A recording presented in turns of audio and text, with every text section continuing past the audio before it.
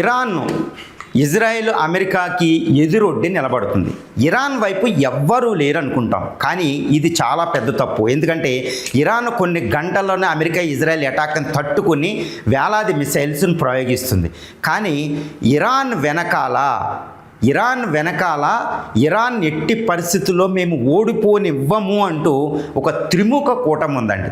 అదే ఒక ప్రపంచంలోనే అతి శక్తివంతమైన కూటమి అని చెప్పొచ్చు. త్రిముఖ కూటమి అంటే ట్రై నేషన్స్, ముఖ్యంగా రష్యా అధ్యక్షుడు Vladimir Putin, China Xi Jinping, దాంతోపాటు ఉత్తర కొరియా అధ్యక్షుడు కిమ్ జాంగ్ ఉన్, ఈ ముగ్గురు ఇరాన్కి ఆయుధాలు పంపించారని తెలుస్తుంది, ఇంకా పంపుతున్నారని తెలుస్తుంది. చైనా తన HQ-9 ఎయిర్ డిఫెన్స్ సిస్టంలో YJ-20 అదేవిధంగా DF-17 లాంటి యాంటీ ఎయిర్ క్రాఫ్ట్ మిసైల్స్ని అది పంపిస్తుంటే, రష్యా యొక్క తన కింజాల్ మిసైల్స్ని ప్రయోగించి ఎంతో ఎయిర్ సహాయం చేస్తున్నట్టు తెలుస్తుంది. ఉత్తర కొరియా అయితే సైన్యాన్నే పంపుతాను ఉక్రెయిన్కి ఏది రష్యాకి పంపినట్టని ఆయన ప్రతిజ్ఞ. అంటే ఇరాన్ని ఓడిపోనివ్వం. ఎందుకు ఓడిపోనివ్వరంటే, ఇరాన్ ఒకవేళ అమెరికా చేతులు ఓడిపోతే, అక్కడ ప్రభుత్వం ఖైమనీ ప్రభుత్వం పడిపోతే, ఇరాన్ ఆయిల్ వెల్తో ఇరాన్ అమెరికా సొంతం అయిపోతుంది. అదే అయితే వెస్ట్ ఏషియాలో చైనా ఉండదు, రష్యా ఉండదు. ఇప్పుడు ఇరాన్ సిరియా కూలిపోయిన తర్వాత, వెనిజులా కూలిపోయిన తర్వాత రష్యాకు ఒకే ఒక నమ్మిన బంటు ఇరాన్, అది కూడా కూలిపోతే ఇరాన్కి ఇంకా రష్యాకి ఏంటంటే ఒక సపోర్ట్ మెకానిజం ఉండదండి. చైనా కూడా ఇరాన్తో $200 బిలియన్ ఆయిల్ కాంట్రాక్ట్ ఉంది. ఎక్కువ ఆయిల్ ఈరోజు ఇరాన్ నుంచి వెళ్తుంది. చైనా ఇప్పుడు వెనిజులా కూలిపోయిన తర్వాత వెనిజులా ఆయిల్ చైనాకి వెళ్ళడానికి లేదు.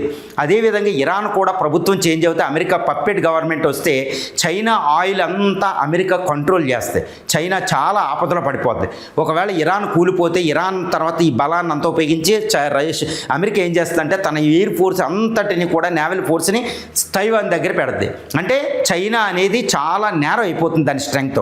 ఉత్తర కొరియా నెక్స్ట్ టార్గెట్ ఉత్తర కొరియా మీద పెడతాడు ఇరానియన్ న్యూక్లియర్ ప్రోగ్రామ్ పోతే. అందుకని ఇటు ఉత్తర కొరియా, ఇటు రష్యా, ఇటు చైనా ఏంటంటే ఇరాన్లోనే అమెరికాతో ఆమెతుమ్మి తేల్చుకుందాం, ఇరాన్ ఆధారం చేసుకుని ఇరాన్కే సప్లైలు చేసి అమెరికాని అక్కడ ట్రాప్ చేద్దాం, అమెరికా అక్కడే గిలగిలా కొట్టుకోవాలి. అదేవిధంగా ఏంటంటే ఉక్రెయిన్లో రష్యా చూడండి, మొట్టమొదటిగా ఫిబ్రవరి 24, 2022 ఉక్రెయిన్ మీద రష్యా అటాక్ చేసేటప్పుడు అందరూ అనుకున్నారు, రష్యా కూడా అనుకుంది, మనమందరం అనుకున్నాం ఏమని, కేవలం రష్యా ఉక్రెయిన్ కేవలం వారం రోజుల్లో ఓడిచ్చేస్తే మొత్తం ఆక్యుపై చేద్దని.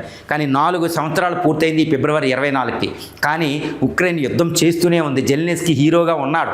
ఎందుకంటే ఉక్రెయిన్ వెనకాల 57 దేశాలు, 32 నాటో దేశాలు, ఇంకా 25 వెస్టర్న్ కంట్రీస్ ఉన్నాయి. అలాంటిది అందుకని ఉక్రెయిన్ యుద్ధం చేయగలుగుతుంది.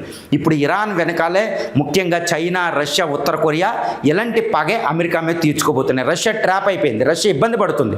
ఇదే విధంగా ఇక్కడ అమెరికాను కూడా ట్రాప్ చేద్దాం చైనా, రష్యాలు డిసైడ్ అయిపోయినాయండి. ఇరాన్ని ఓడిపోనివ్వం, ఇరాన్ ఓడిపోవడం అసంభవాన్ని దీన్ని బట్టి మనకు తెలుస్తుంది. ఇరాన్ వెనకాల ఉన్నాయి. ఖమేనీ చనిపోయాడు అంటున్నారు, ఖమేనీని రక్షిస్తున్నాయి. ఇరాన్తో అమెరికాతో సంవత్సరాల కొద్దీ యుద్ధం చేయించగలుగుతారు. మరి ట్రంప్ ఈ ఛాలెంజ్ని ఎలా ఫేస్ చేస్తారో చూద్దాం. ఒకవేళ ఇదే ప్రత్యక్ష యుద్ధానికి వెళ్తే మాత్రం ఈ త్రిముఖ కూటమికి, ఇటు అమెరికా, నాటో దేశాలకి, ఇజ్రాయెల్కి 3వ ప్రపంచ యుద్ధమే. అంటే ఇరాన్ అనేది ఒక 3వ ప్రపంచ యుద్ధానికి దారితీస్తుందని త్రిముఖ కూటమి ఇన్వాల్వ్మెంట్ ద్వారా మనం చూడవచ్చు.